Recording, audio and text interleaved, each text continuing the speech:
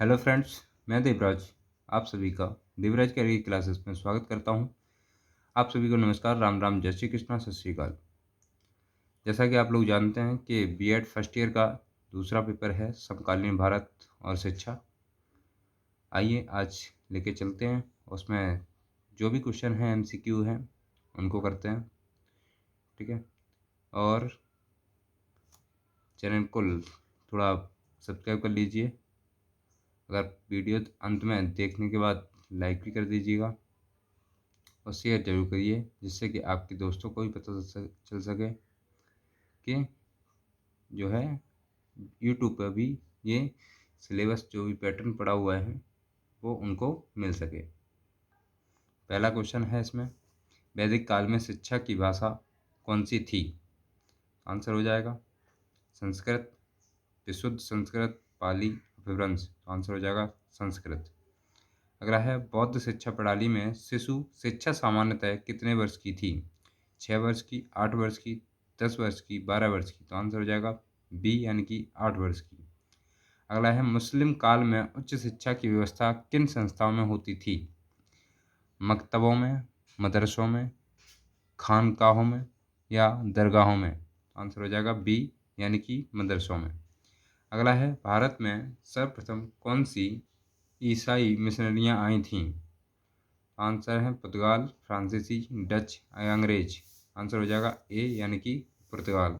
Answer क्या हो गया? पुर्तगाल, नहीं सॉरी डच, ठीक है। भारत में सर्वप्रथम कौन आए थे? तो डच आए थे, डच।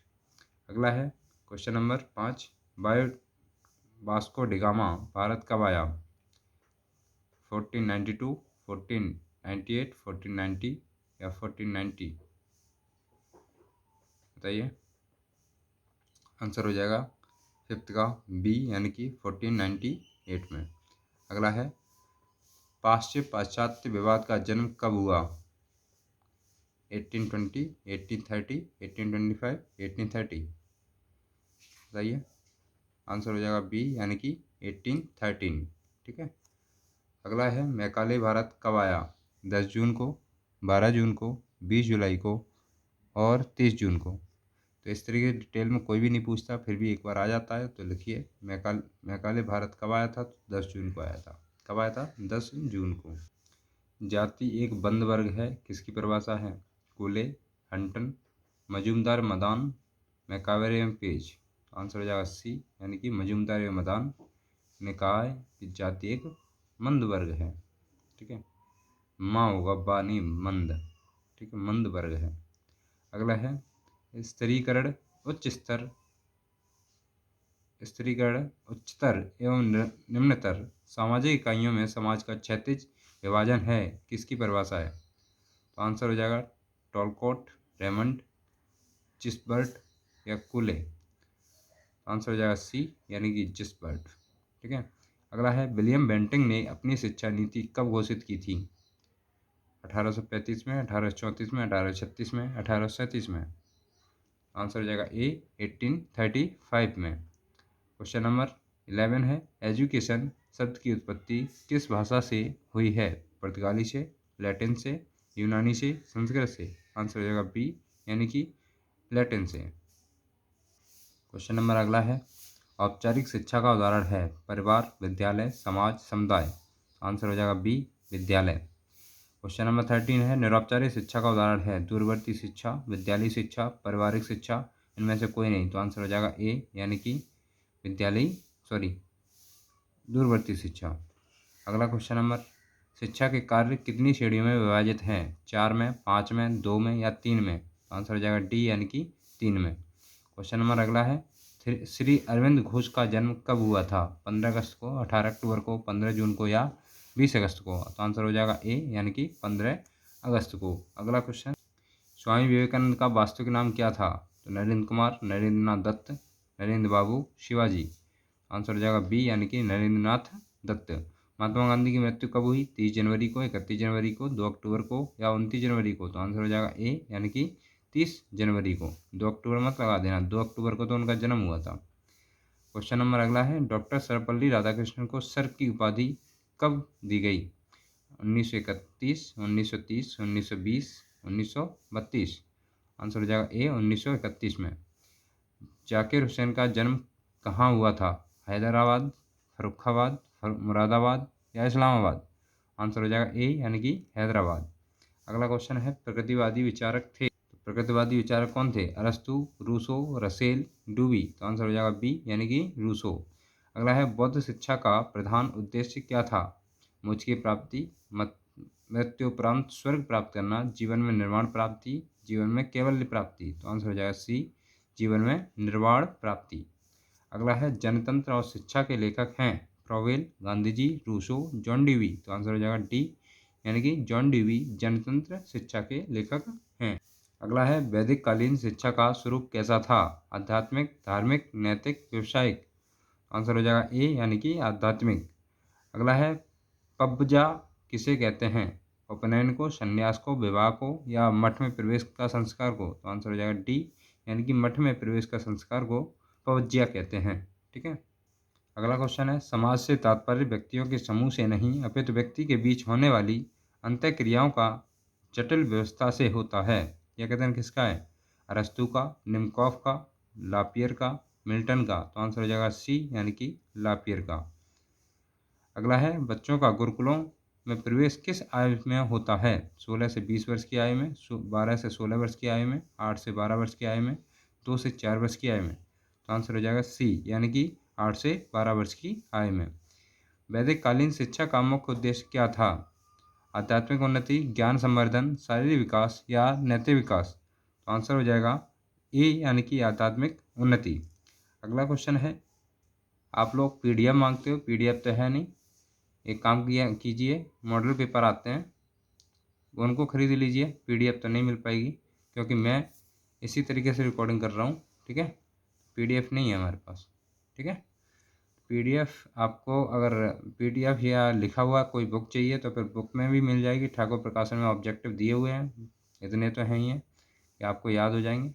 ठीक है, और एक आती है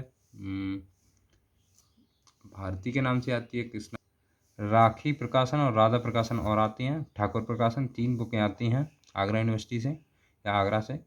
तो आप देख लीजिएगा कि जो भी आपको मिल जाए वो कर लीजिएगा। ठीक है, आगरा से भी, इटावा से भी मिल जाती है। ठीक है, तो उसमें देख लेना।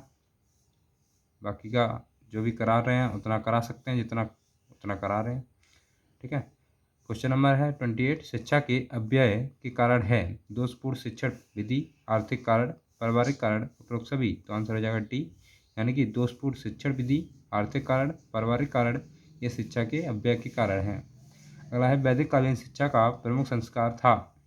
पवज्या, उपसंपदा, उपनयन, सीमांतोनयन? 29 का आंसर हो जाएगा सी, उपनयन। तो उपनयन हो गया आंसर। अगला है क्वेश्चन नंबर 13, वैदिक कालीन शिक्षा की मुख्य भाषा कौन सी थी? अपभ्रंश, पाली, संस्कृत, विशुद्ध संस्कृत? आंसर हो जाएगा सी यानी कि संस्कृत। संसार का प्रथम विश्वविद्यालय था? काशी, इलाहाबाद, विक्रमशिला या तक्षशिला? आंसर हो जाएगा डी, तक्षशिला जो है संसार का प्रथम विश्वविद्यालय था। बौद्ध शिक्षा प्रदान की जाती थी? बौद्ध संघ या बौद्ध मठों में, बौद्ध विहार में, संघाराम में, उपरोक्त सभी में? तो आंसर हो जाएगा डी, उपरोक्त सभी में जो है बौद्ध शिक्षा प्रदान की जाती थी। अगला है, मुस्लिम कालीन शिक्षा का मुख्य उद्देश्य था? ज्ञान का प्रचार, भौतिक सुख की प्राप्ति, इस्लाम धर्म का प्रचार, शासन की दृढ़ीकरण? तो इसका आंसर हो जाएगा ए यानी कि ज्ञान का प्रचार जो है मुस्लिम कालीन शिक्षा का मुख्य उद्देश्य था। अगला है, वुड का घोषणा पत्र प्रस्तुत किया गया? 1854, 1835, 1813, 1857? आंसर हो जाएगा ए यानी कि 1854, 1854 में। अगला है, मदरसा का संबंध था? धार्मिक शिक्षा, उच्च शिक्षा, प्राथमिक शिक्षा या माध्यमिक शिक्षा? आंसर हो जाएगा बी यानी कि उच्च शिक्षा जो है मदरसा का संबंध था। मदरसा का संबंध किससे था? उच्च शिक्षा से था। अगला है, भारत में आधुनिक शिक्षा का जन्मदाता कहा जाता है? डलहौजी को, क्लाइव को, चार्ल्स ग्रांट को, इनमें से कोई नहीं? तो आंसर हो जाएगा सी, चार्ल्स ग्रांट को जो है आधुनिक शिक्षा का जन्मदाता कहा जाता है। बिस्मिल्लाह खानी क्या है? इस्लाम धर्म, मस्जिद, ज्ञान या शिक्षा प्रारंभ करने की रस्म? आंसर हो जाएगा डी, यानी कि शिक्षा प्रारंभ करने की रस्म जो होती है उसे कहते हैं बिस्मिल्लाह खानी। ठीक है। अगला है मुस्लिम शिक्षा व्यवस्था में बिस्मिल्लाह खानी रस्म किस आयु पर होती है या होती थी? आंसर है 5 से 6 माह, 4 वर्ष से 4 माह 4 दिन में, या 4 वर्ष 5 माह में, इनमें से कोई नहीं। तो आंसर हो जाएगा बी, यानी कि 4 वर्ष 4 माह 4 दिन का हो जाता था बच्चा, उसी दिन क्या होती थी? बिस्मिल्लाह खानी रस्म की जाती थी। अगला है मदरसों में शिक्षा का माध्यम था फारसी, उर्दू, अरबी, इनमें से कोई नहीं। तो आंसर हो जाएगा ए, यानी कि फारसी। अगला है मुस्लिम काल में उच्च शिक्षा की व्यवस्था किन संस्थाओं में होती थी? मकतबों में, मदरसों में, खानकाहों में, दरगाहों में, और या फिर बताओ किस में होती थी? तो आंसर हो जाएगा बी, यानी कि मदरसों में। अगला है बुद्ध काल में बौद्ध शिक्षा का माध्यम कौन सी भाषा थी? संस्कृत, प्राकृत, पाली, इनमें से कोई नहीं। तो आंसर हो जाएगा सी, यानी कि पाली थी। ठीक है। बौद्ध काल में जो भी भाषा चलती थी वो पाली भाषा थी। पाली भाषा में ही जो है सारे बौद्ध के जितने भी वो मिले हैं वो सभी किस में हैं? पाली भाषा में लिखे गए हैं। अगला है बौद्ध शिक्षा का प्रमुख केंद्र था बालखंड, नालंदा, मिथिला या पाटलिपुत्र? आंसर हो जाएगा बी, नालंदा। अगला है बौद्धकालीन शिक्षा का प्रारंभ किस संस्कार के बाद होता था? उपनयन, विद्यारंभ या प्रवज्जा, समावर्तन? आंसर हो जाएगा सी, यानी कि प्रवज्जा। प्रवज्जा में बौद्धकालीन शिक्षा का प्रारंभ संस्कृत के बाद होता था। किस संस्कृत के बाद? तो प्रवज्जा संस्कृत के बाद होता था। वैदिक काल में विद्यार्थी जीवन की समाप्ति पर कौन सा संस्कार होता है? जब वैदिक काल में विद्यार्थी जीवन की समाप्ति पर कौन सा संस्कार होता है ये बताना है। उपसंपदा, दीक्षांत, समापवर्तन, विनयपटिक? आंसर हो जाएगा सी, समापवर्तन। अगला है राष्ट्रीय ज्ञान आयोग का गठन कब हुआ था? 16 जून, 13 जून, 20 जुलाई, 18 अगस्त? आंसर हो जाएगा बी, यानी कि 13 जून को राष्ट्रीय ज्ञान आयोग का गठन हुआ था। छुट्टियों में हुआ था, इतना ध्यान रखना। ठीक है, 13 जून। अगला है किस प्रधानमंत्री के शासनकाल में राष्ट्रीय शिक्षा नीति 1986 गठित की गई? मनमोहन सिंह, राजीव गांधी, अटल बिहारी वाजपेयी, इनमें से कोई नहीं। तो आंसर हो जाएगा बी, राजीव गांधी।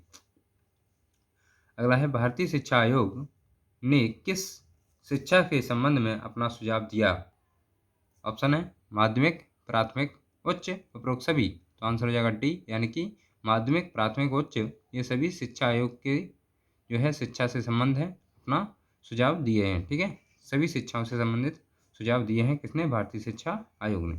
अगला है भारतीय शिक्षा आयोग का दूसरा नाम क्या है? मुरारी आयोग, कोठारी आयोग, राधाकृष्ण आयोग, इनमें से कोई नहीं। तो आंसर हो जाएगा बी, कोठारी शिक्षा आयोग को ही भारतीय शिक्षा आयोग कहा जाता है। इतना ध्यान रखना।